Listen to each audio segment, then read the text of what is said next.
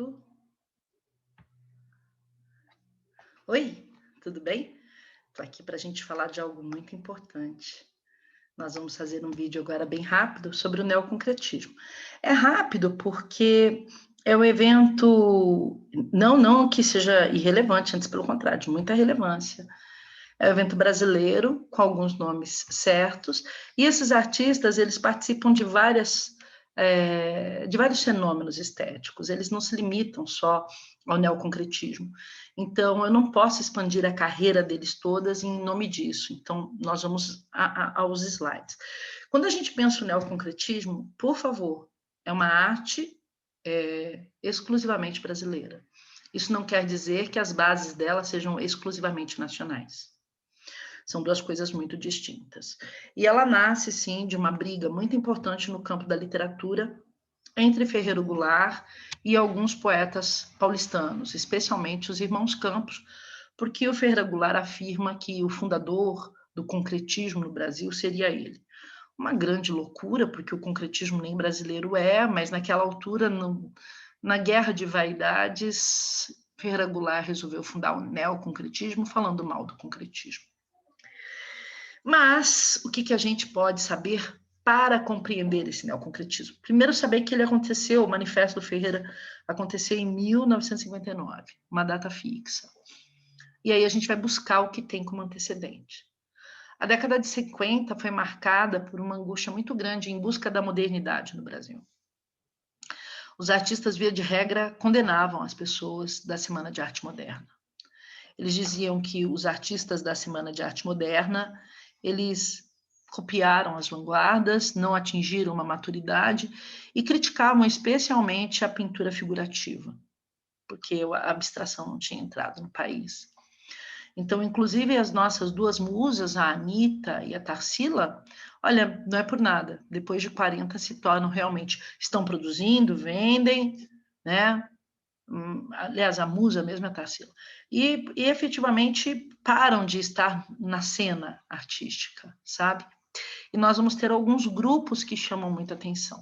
O primeiro grupo é fundado em São Paulo, em 52, mas para esse grupo surgir, muita coisa antes ocorreu. Inaugurou-se o MASP, em São Paulo, Rio de Janeiro também teve um museu de arte moderna. Eu até acho muito engraçado esse nome museu, porque museu é para coisa que já é velho, né? Museu de arte moderna. Mas isso acontece no mundo inteiro. É só uma chalaça, é só uma reflexão que eu estou fazendo. Então, seria muito mais interessante galerias, né? Eu penso. Isso não quer dizer que agora a galeria funcionasse. Chega, né? Então, também houve uma performance de Flávio de Carvalho, que era um grande engenheiro brasileiro formado na Inglaterra, que se vestiu com uma saia, uma roupa que parecia, não de mulher, mas de um bobo da corte inglês, assim, sabe, com uma saia, e vai sair pelas ruas do centro da cidade de São Paulo. A roupa dele se chamava New Look, e eu acho que dialoga muitíssimo com uma fotografia que o Man Ray fez do Duchamp, quando Duchamp se transveste de mulher, chamado Rose C'est la vie, e Rose é um acróstico de Eros, e C'est la vie, a vida é erótica, a vida é prazerosa.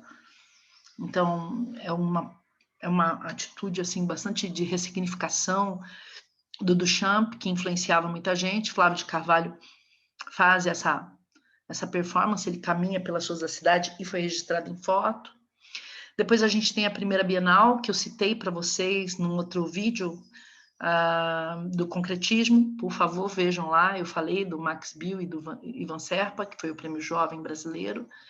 E citei para vocês esses dois artistas que eu acho fantástico, o Valdemar Cordeiro e o Luiz Sassilotto, dentro de tantos outros. Também acho interessante vocês pensarem que esse grupo carioca vai seguir, a priori, a tendência concretista, especialmente com Ivan Serpa e Abraham Palatnik. O Abraham Palatnik é uma graça de pessoa. Ele fez uns objetos luminosos e não foi premiado. Fez para a Bienal.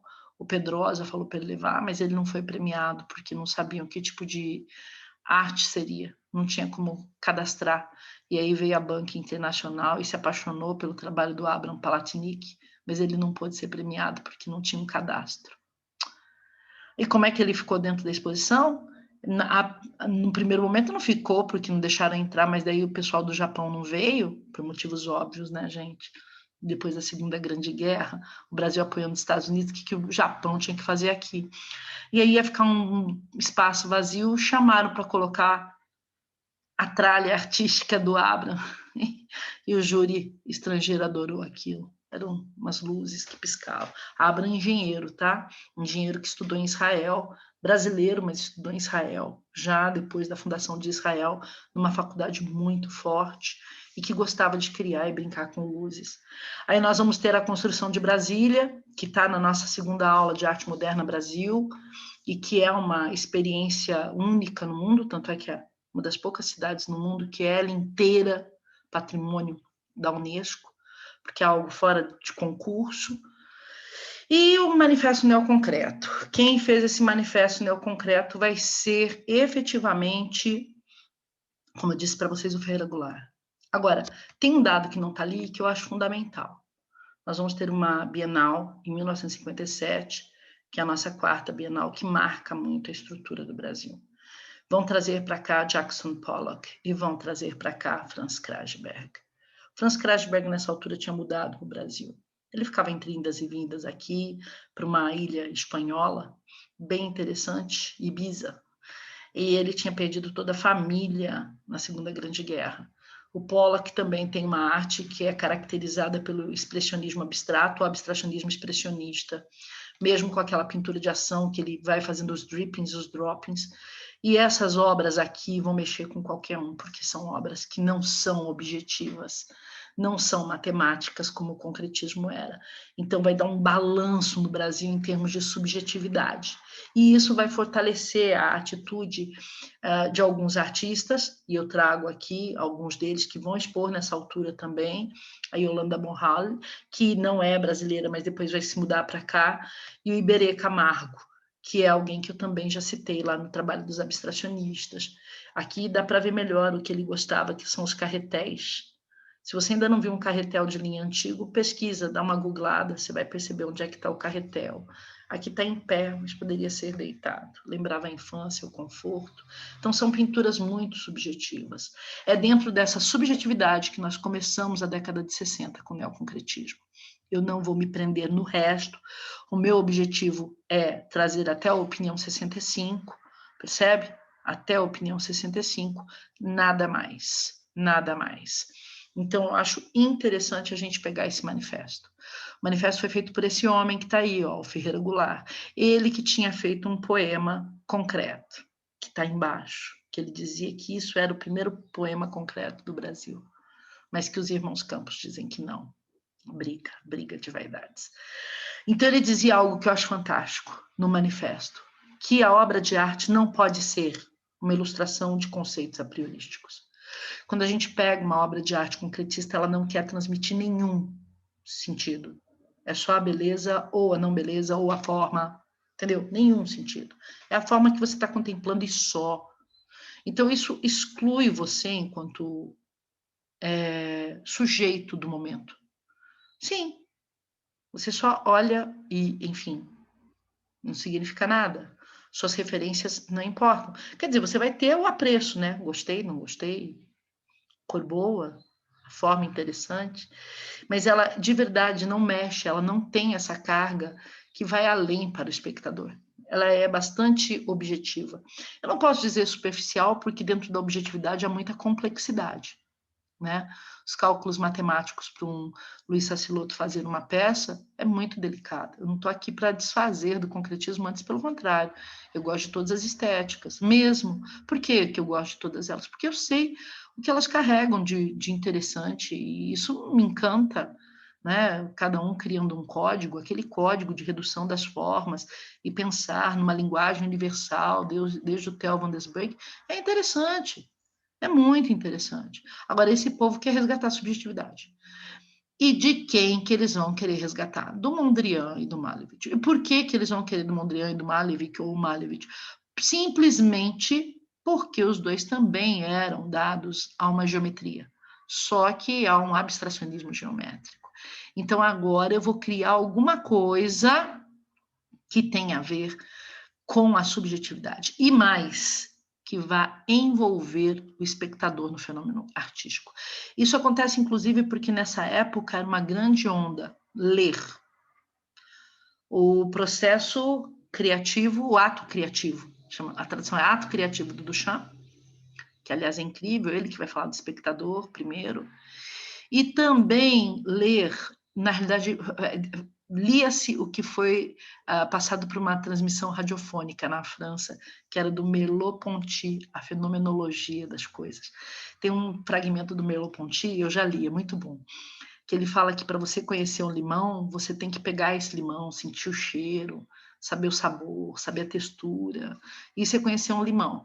E esse pessoal está estudando a fenomenologia, então eles querem um fenômeno artístico com começo, meio e fim.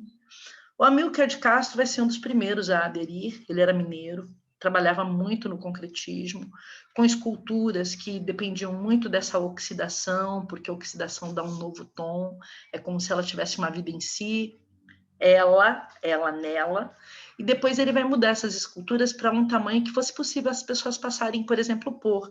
Eu, se criança, com certeza ia brincar de pique-esconde, pique-pega, nessa peça que está na praça. Eu não ia nem pensar duas vezes, mais do que correr atrás de pombo. Olha que interessante. As pessoas podem passar por ali, entendeu? Como se a escultura fosse um portal, muito linda. A de cima de madeira também é algo que eu gosto muito, porque são pedaços que a gente pode formar como bem quiser. Pode desmontar todo, vocês estão vendo aqueles cortes, aqueles vetores, é porque a gente pode montar da forma que quiser. Então, o Amílcar, ele vai seguir pelo caminho do neoconcretismo. Outro vai ser a Lígia Pape, que tem uma coisa muito interessante. Ela era design, vai ficar famosa por conta das embalagens Piraquê. Eu adoro esses biscoitos. Quando eu era criança, tinha São Luís Nestlé, Piraquê e Wafer. Não sei o que é Wafer, mas era um nome britânico, assim, sabe? Ainda tenho vontade de lembrar esse nome. Eram 3 marcas de biscoito só. E olha que eu morava em São Paulo, capital, tá? Em São Paulo, no Iohan, Pinheiros, pouquíssimas marcas de biscoito. Tinha até essa variação aí toda já. Bem gostosa. Eu gostava da goiabinha. Cara como hoje, mas muito gostosa. E ela vai fazer muitas gravuras. Eu gosto mesmo, já caiu na UEL, os tesselares, porque ela faz cordas que ficam na luz, então faz um sombreado bonito. E ela vai idealizar com o Reinaldo Jardim o balé neoconcreto. E o espaço cênico é preenchido por figuras cilíndricas, sabe? E paralelepípedo, com bailarinos no interior que se deslocam nesse palco. Então, é muito interessante. Ela tem uma obra que é a que eu mais gosto de 2010. É a obra que eu mais gosto dela. E eu juro, eu adoraria ter participado dessa Bienal. Ah, sim, uma homenagem póstuma. Quero que vocês vejam, ela morreu em 2004. Não é o fato da pessoa ter morrido que a obra não possa ser reconhecida. É um lençol muito grande que a gente coloca a cabeça e vai andando. Ah, você consegue imaginar? Se eu não queria estar ali no meio, né? A obra está super viva. E qual é a obra? É o divisor, tanto é que tem um nicho para a cabeça de cada um. Muito interessante, né? Outra muito famosa é a Lygia Clark. A Lygia Clark, ela vai trabalhar muito com instalações, muito com body art, mas o que mais chama atenção dentro do neoconcretismo são as obras bichos. Aliás, bicho, a besta, é uma engenhoca. Não sei se vocês veem pequenas dobraduras, é talvez dentro do neoconcretismo brasileiro uma das peças mais elaboradas e surge dentro de uma sequência de série. Ela começa com recortes que se ajustavam até chegar em bichos. Primeiro na tela, a verdade foi essa, ela queria algo que ultrapassasse a superfície da tela. Aí ela vai fazer alguns recortes, as unidades, que vão se encaixando ou não, até quando ela chega no bicho. E o bicho é fantástico porque ele tem essa possibilidade de dobradura. Então você vai recriando, e é claro que daí numa dessas, dentro da exposição, as pessoas pensavam que bicho que tinha surgido mediante essas dobraduras. É um fenômeno muito interessante. Olha só que linda essa peça caminhando, é ela, vocês estão vendo que é há uma performance, há uma body art, aí o corpo dela está envolvido no processo, em que ela vai recortando as coisas, tanto, fica um tempasso recortando. E esses recortes, enfim, resultam, né, num volume interessante de papel todo cortado, fica muito bonito. E é o caminhando dela. Outro artista que vai fazer parte é o Hélio Oiticica, que começa como um aluno do Ivan Serpa.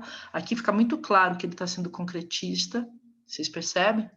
É puramente conceito matemático, a gente não vai fazer nada com isso, vai gostar ou não.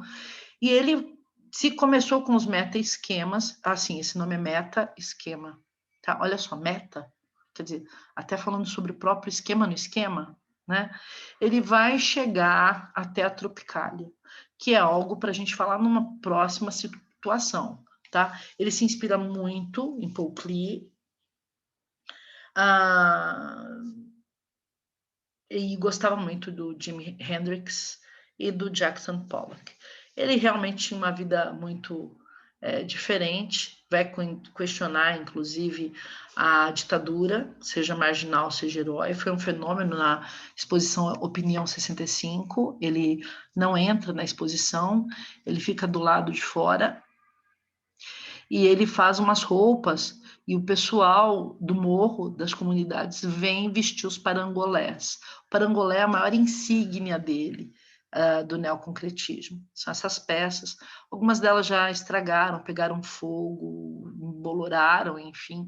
O cuidado que se tem no Brasil com as coisas é muito pequeno, até porque dependia muito do irmão dele manter tudo isso. É um ônus, é um esforço muito grande.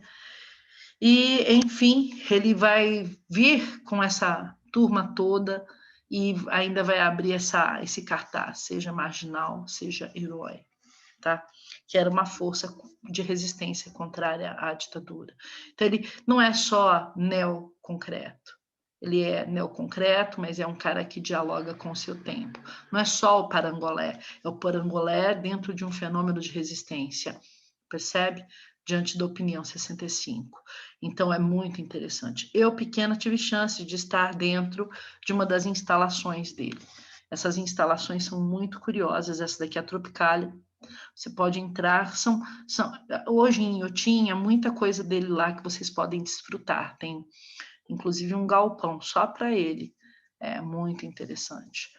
Tem uma piscina. Eu não tive coragem de entrar, não. Pedro molhou os pés. Tem uma zona só com bexigas, tem outra zona com redes, é muito, muito divertido, porque ele gosta dessa interação. Então, quando você entra na galeria dele lá em Inhotim, é só experiências, muitas experiências estéticas. Bom, o neoconcretismo tem especialmente essas pessoas. Eu espero que você tenha compreendido qual é o nosso objetivo, que nós vamos fugir a uma arte de caráter geométrico, frio e objetiva, para criar elementos que efetivamente incluam o espectador nesse fazer estético, tá bem? Eu deixei alguns nomes, um beijo e um queijo.